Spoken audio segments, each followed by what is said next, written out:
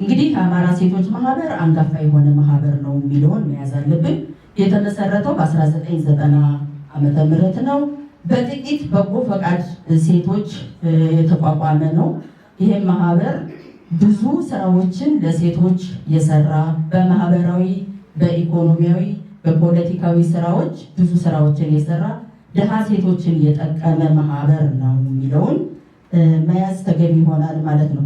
እንግዲህ በአጠቃላይ የማህበሩ አደረጃጀት ምን ይመስላል የሚለውን ብለን ስንል አወቃቀሩ ከክልል አስተዳደር ጀምሮ እስከ ቀበሌ እስከ ጎጥ ድረስ አደረጃጀት ያለው ማህበር ነው። ይህ ማህበርም በክልል ደረጃ በዳይሬክቶሬቶች ይመራል።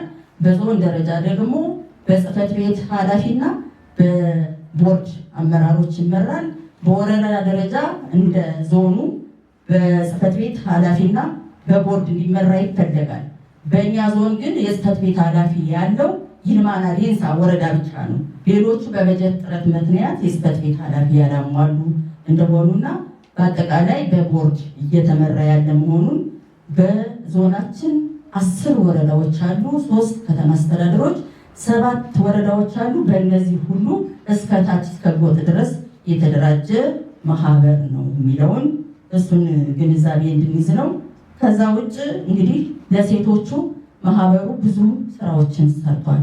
ይህም ምንድነው? ፕሮጀክቶችን በመቅረጽ ያንን ፕሮጀክት ከቀረጸ በኋላ ለድሃ ሴቶች ተዘዋዋሪ ብድር በመስጠት ብዙ ስራዎችን የሰራበት ሁኔታ አለ። እንደኛም ዞን ወስደን ስናይ እንደ ክልል ወደ 170 ምናምን ሺህ ሴቶችን ብድር የሰጠበት ሁኔታ አለ። እንደኛ ዞን ደግሞ ወስደን ስናይ ከ10 ወረዳዎች ውስጥ ለ2 ከተማ አስተዳደሮች ተዘዋዋሪ ብድር የሰጠበት ሁኔታ አለ። አዴት ከተማ አስተዳደር እና መራዊ ከተማ አስተዳደር ላይ ተዘዋዋሪ ብድር ሰጥቶልናል። ያም የተሰጠው ብድር ከአንደኛ ዙር እስከ 3ኛ ዙር ድረስ ተጠቃሚ ሆነናል። እንደኛ ዞን 4ኛ ዙር መሻገር ያልቻልንበት ሁኔታ ምንድነው? የተበደሩትን ሴቶች ሙሉ በሙሉ ባለመመለሳቸው 3ኛ ዙር ላይ ቆመናል። እንደ ክልል ግን 4ኛ ዙር ብድር ሰጥቷል ማለት ነው። ስለዚህ ያ የሆነበት ምክንያት የተበደረ ሴት ባለመመለሷ ሌላዋን ሴት እንዳትጠቀም እንቅፋት ሆኖናል ማለት ነው። ስለዚህ በአጠቃላይ ወደ 366 ሴቶች የተዘዋዋሪ ብድር ተጠቃሚ ሊሆኑ አድርጓል ማህበሩ። ይሄ ማለት ለአንድ ሴት 10 ሺህ ብር ብድር እየሰጠ ማለት ነው። ያ ሲባዛ በ10 ወደ 3,366,000 አካባቢ ብድር ሰጥቶ ዞናችንን ተጠቃሚ እያደረገ ያለ ማህበር ነው የሚለውን ተወሰነ ነገር ማለት እፈልጋለሁ። ሰሜን ጎጃም ዞን አማራ ሴቶች ማህበር ያደራጀ ነው በ2016 ዓ.ም ነው።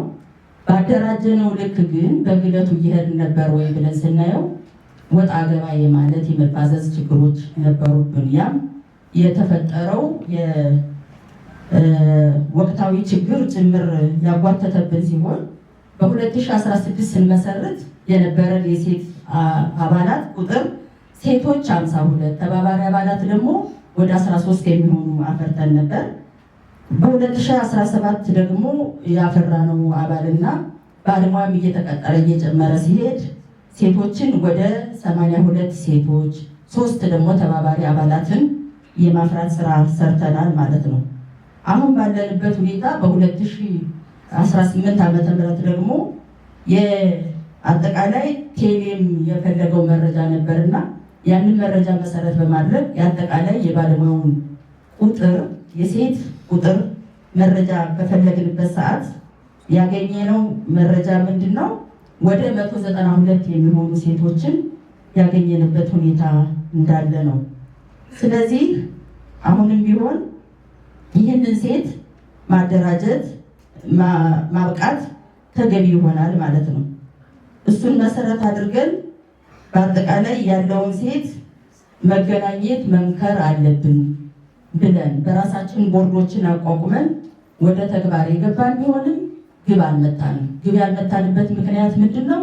የተፈጠሩ ችግሮች፣ አንዳንድ የበጀት ችግርም የምንም ለመገናኘት ምቹ ሁኔታ ያልተፈጠረበት ሁኔታ አለና እሱ ላይ ያለውን ነገር ያልቻልንበት ሁኔታ እንዳለ እንድትረዱን፣ ቀጣይ ግን በሚቀመጠው አቅጣጫ መሰረት አጠናክረን የምንሄድበት መሆኑን እሱን ለማሳወቅ ነው።